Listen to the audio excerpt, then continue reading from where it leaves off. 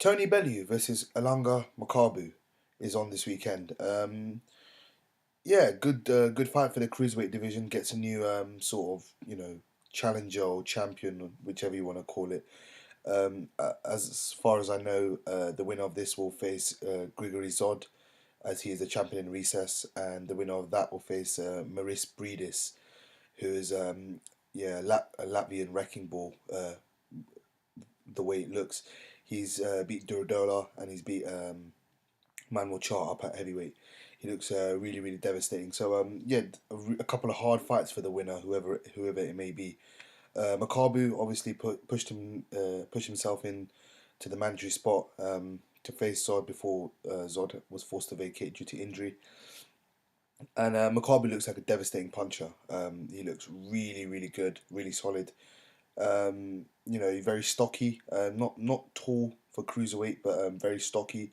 Looks like he has a very big build, and yeah, he just looks devastating. I know he stopped a guy who shouldn't be fighting, Glenn Johnson, but Glenn Johnson really never gets stopped. Most of the fights he's had, he's pretty much never been stopped, and he stopped Glenn Johnson, sending out a real statement, really.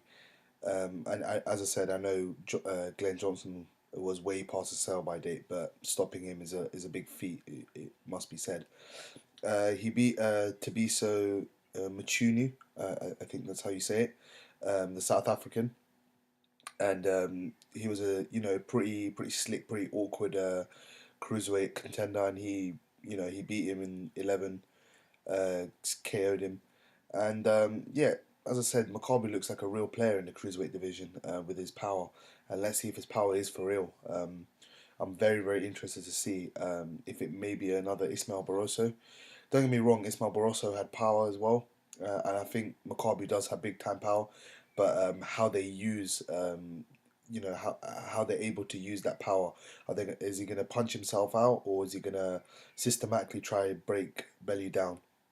As I said, Belly has a few things going for him. A few things. He's quite tall.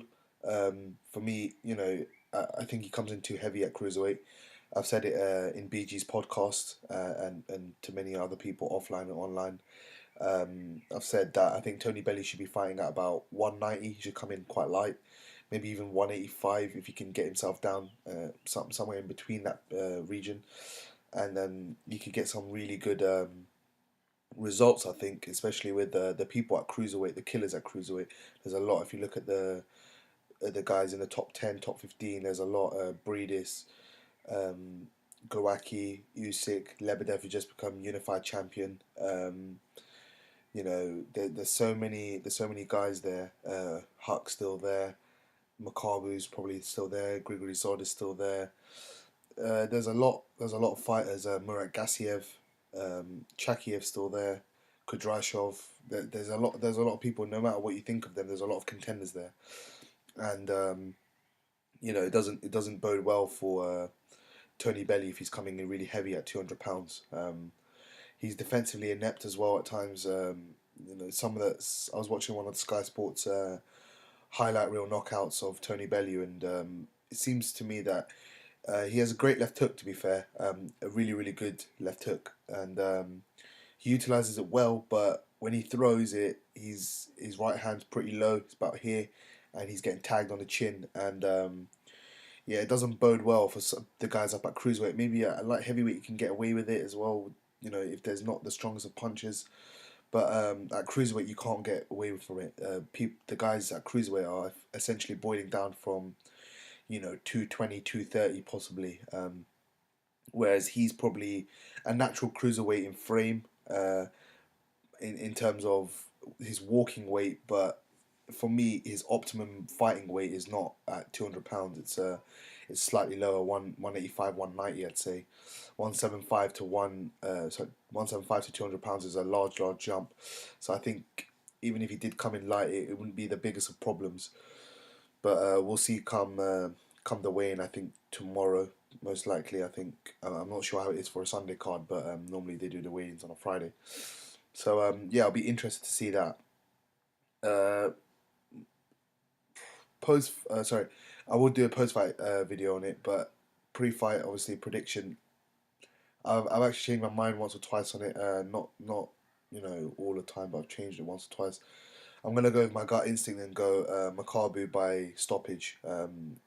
I just think Bellew's defensively inept. I think Makabu, carries power, regardless of whether it's not the big time power that people suggest. I do think he has relatively solid power, and up at cruiserweight, I don't think Bellew's gonna like it.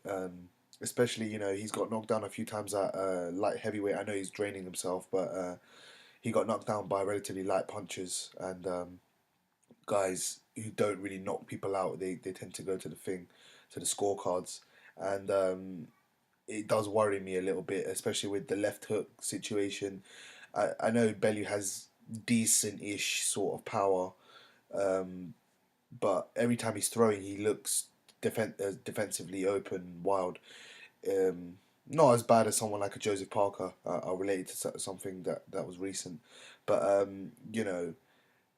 it does remind me of the same ilk.